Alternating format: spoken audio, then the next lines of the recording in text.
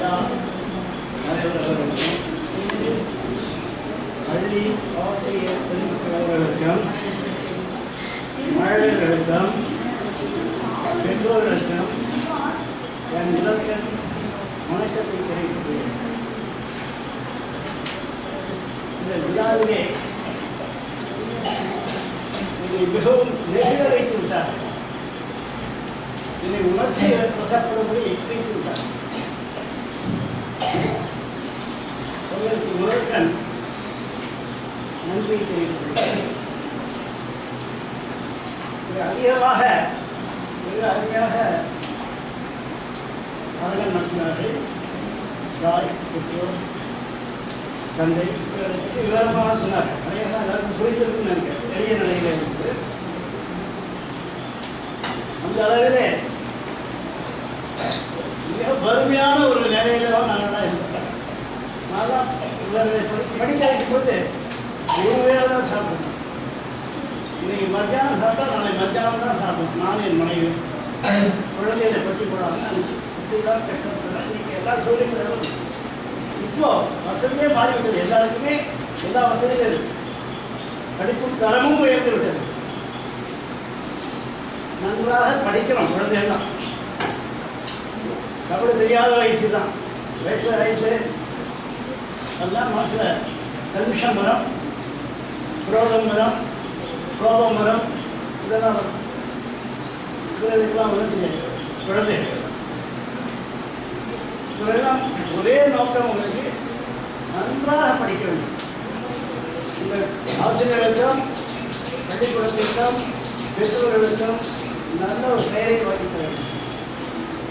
நல்ல ஒழுக்கம், காவல் தவறாமை, இவையெல்லாம் ரொம்ப முக்கியம். ஒரு காலத்தில் சென்ட் ஜோசப் திருச்சியில் ஜவஹர்லால் நேரு வந்தார். கிட்டத்தட்ட ஒரு 70 வருஷம். நான் 8வது படிச்சுருவேன். 11 மணிக்கு தொலைக்காட்சியில் அப்போ ட்ரெயின் வந்து போக வரை 6:15 ஆனால் அதாவது சொல்லி 19 பைசா ரிட்டர்ன் டிக்கெட். முதல்ல போய் உட்காந்து 16 மணிக்கு நான் போய் உட்காந்து மணி 6:30 அது 11 மணிக்கு தான் இருக்கேன்.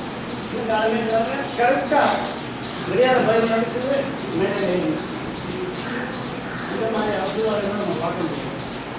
அதே மாதிரி ஒரே ஒரு முறை காந்திஜியை பார்த்துருக்கேன் ஜங்ஷனில். வெளியில் இருந்தால் கும்பிட்டோன்னா போட்டா எல்லோரும் முன்னாடி 7 மணி நேரம் கும்பிட்ற மாதிரி கும்பிட்டு வந்து சொல்லணும். அது மாதிரி நல்லவர்கள் இருந்தார்கள். அவர்களை பின்பற்றும் காலம் தவறாமை, ஒழுக்கம், பொய் சொல்லக்கூடாது. எந்த காலத்துக்கும் பொய் சொல்லணும். பொய் சொல்லாமல் அப்படின்னா நீங்கள் நல்லா முடிவு. ஆசிரியர்களுக்கு மதிப்பு வேண்டும். அதெல்லாம் ரொம்ப குறைஞ்சிட்டே வருது.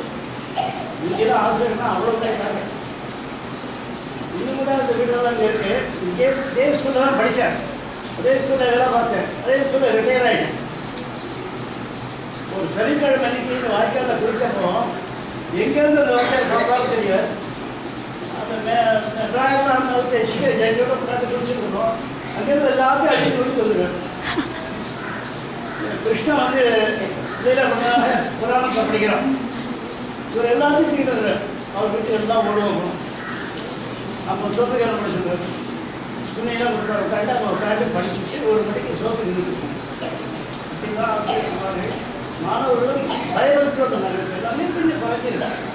காலத்தின் கோலம் எந்த காலத்திலையும் எங்கு பார்த்தாலும் ஆசிரியர்கள் பயன்படுத்த முடியாது.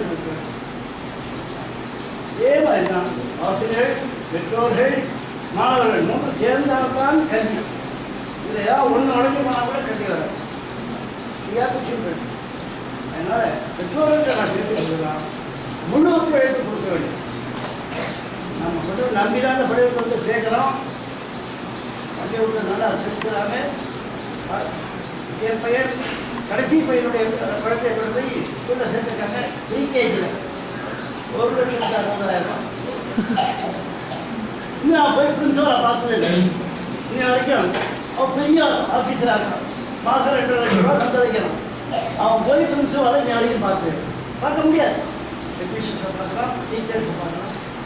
அதுவும் குறிப்பிட்ட இடத்துல பார்த்துட்டு அப்படியே திரும்பி வர வேண்டியதான். இதெல்லாம் இல்லை, வாரத்தில் வந்து மாதம் பிடிஏ கேட்குறாங்க. சனிக்கிழமை ஈவினிங் வந்து மீட் பண்ணலாம்னு சொல்கிறாங்க. எல்லா பேரையும் உங்களுடைய பிள்ளைகள் இருந்தால் நேராக வந்து ஆசிரியர் பாருங்க, தலைமை ஆசிரியர் பாருங்க, குழந்தைகளை கூட்டிட்டு பொறுமையாக பேசி என்ன பணிகளோ அதெல்லாம் முயற்சி பண்ணிக்கலாம். அந்த சௌகரியம் தான் உங்களுக்கு இருக்கு. அதெல்லாம் பயன்படுத்தி கொண்டவர் நீங்கள் முழு ஒத்துழைப்பை கல்விக்கு நல்கிட வேண்டும் என்று கேட்டுக்கொண்டிருக்கிறோம். முக்கியமாக பொறுமை, காலம் தவறாமை, கடமை, ஆசிரியர்களுக்கு மதிப்பு கொடுத்த இந்த நாளையே கடைபிடித்து நன்றாக கொண்டு வர வேண்டும் என்று கேட்டுக்கொண்டு என்னை விழா எளிமையான விழா அப்படின்றாங்க. இது எளிமையா மட்டும்தான் வாங்கி கொடுத்து எல்லாம் டீச்சர்ஸ் வாங்கி கொடுத்து சிம்பிளாக தான் இருப்பேன். எப்பவுமே சிம்பிள் தான். நீங்கள் வந்து 11:25 வரணும்னு சொன்னாங்க. இல்லை நினைச்சா கரெக்டாக 11:25 இந்த இதில் ஓடி வந்துடுவேன். காலம் தவறவே மாட்டேன். அது மாதிரி நீங்களாம் இருக்கணும். பெற்றோர்களும் ஒத்துழைப்பு கொடுக்கணும். கேட்குறது எனக்கு வாய்ப்பு இருக்க உங்கள் அனைவருக்கும் நன்றி கூறி விடைபெறுகின்றேன். நன்றி.